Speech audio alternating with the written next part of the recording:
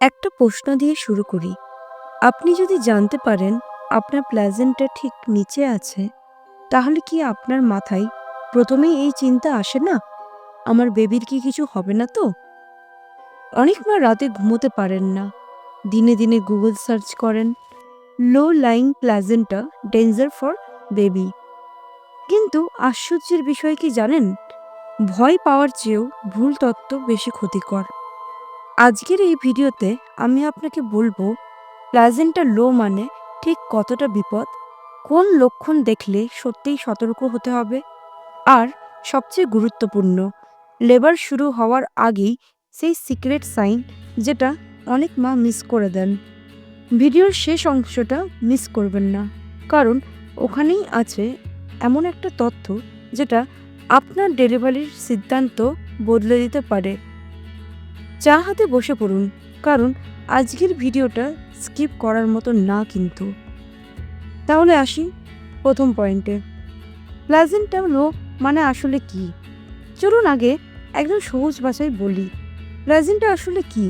Placenta হলো সেই life line যেটা মায়ের শরীর থেকে বেবির কাছে খাবার, অক্সিজেন আর শক্তি পৌঁছে দেয়। এখন সমস্যা কোথায়? সাধারণত প্লাজেন্টা থাকে জরায়ুর উপর দিকে, কিন্তু কিছু ক্ষেত্রে সেটা নিচের দিকে চলে আসে। একেই বলে লো লাইং প্লাজেন্টা বা প্লাজেন্টা প্রিভিয়া। এখনই আতঙ্কিত হবেন না কিন্তু, কারণ প্রেগনেন্সির প্রথম দিকে প্লাজেন্টা লো থাকাটা খুবই কমন। অনেক ক্ষেত্রেই বড় হওয়ার সাথে সাথে প্লাজেন্টা নিজে থেকেই উঠে যায় উপরে। মানে এটা এমন না যে আজ লো কালই সিজারিয়ান, কিন্তু সমস্যা শুরু হয় যখন এটা শেষের দিকে ঠিক হয় না। সেকেন্ড পয়েন্ট, প্লাজেন্টা লো থাকলে শিশুর কি বিপদ হতে পারে? এখন আসি সেই প্রশ্নে যেটা আপনার বুকের ভেতর থেকে সবচেয়ে বেশি কাঁপুনি তোলে, আমার বেবির কি ক্ষতি হবে? সত্যিটা বলি, সব ক্ষেত্রেই কিন্তু ক্ষতি হয় না, কিন্তু রিস্কও থাকে।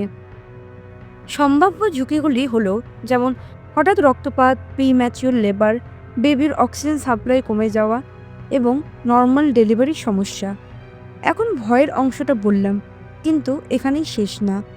ভরসার কথা কি জানেন, আজকের দিনে সঠিক মনিটরিং থাকলে, সময় মতন স্ক্যান আর বিশ্রাম নিলে, ডাক্তারের পরামর্শ মানলে, অধিকাংশ মাই সুস্থ বেবির জন্ম দেয়। ভয় পেয়ে গুগল বন্ধ করুন, ডাক্তারের কথা শুনুন। গুগল কিন্তু ডিগ্রি পায়নি, তাই না? তাহলে গুগল সার্চ করা বন্ধ করুন।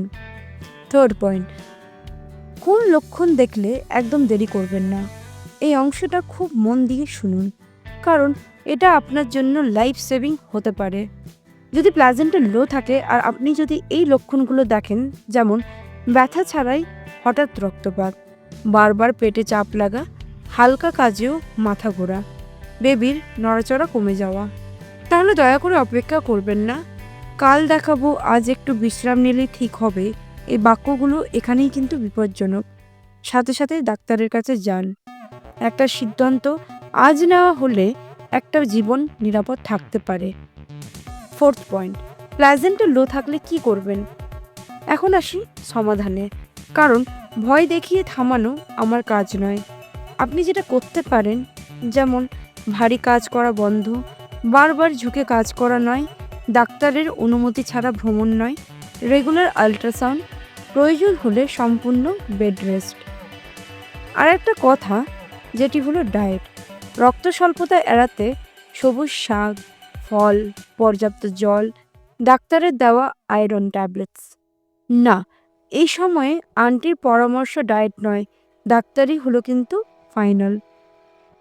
ফিফথ পয়েন্ট, লেবার শুরু হওয়ার আগের গোপন লক্ষণ। এখন আসি সেই অংশে যেটার জন্য অনেকেই এই ভিডিওটা দেখছেন। লেবার শুরু হওয়ার আগের টপ সাইন্স, যেমন পিঠে নিয়মিত ব্যথা, পেট শক্ত হয়ে আসা, হালকা রক্ত মিশ্রিত স্রাব, বেবির মাথা নিচে আসার অনুভূতি, ঘন ঘন টয়লেট যাওয়া। কিন্তু প্লাজেন্টা লো থাকলে এই সাইনগুলোকে হালকাভাবে নেওয়া যাবে না, কারণ এখানে নর্মাল লেবার আর এমার্জেন্সি লেবারের পার্থক্য খুবই সূক্ষ্ম। আর ঠিক এখানেই আসে সেই প্রশ্ন, নর্মাল ডেলিভারি নাকি সিজারিয়ান? উত্তরটা নির্ভর করে একটাই জিনিসের উপর,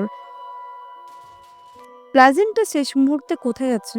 এই একটা রিপোর্টই আপনার ডেলিভারির ভাগ্য ঠিক করে দিতে পারে।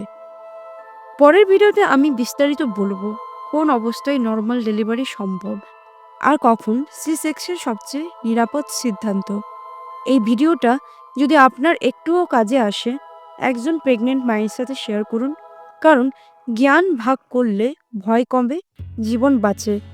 আমি আবার আসছি পরের ভিডিওতে একটা গুরুত্বপূর্ণ সত্য নিয়ে। ততক্ষণ সুস্থ থাকুন, সচেতন থাকুন। ধন্যবাদ।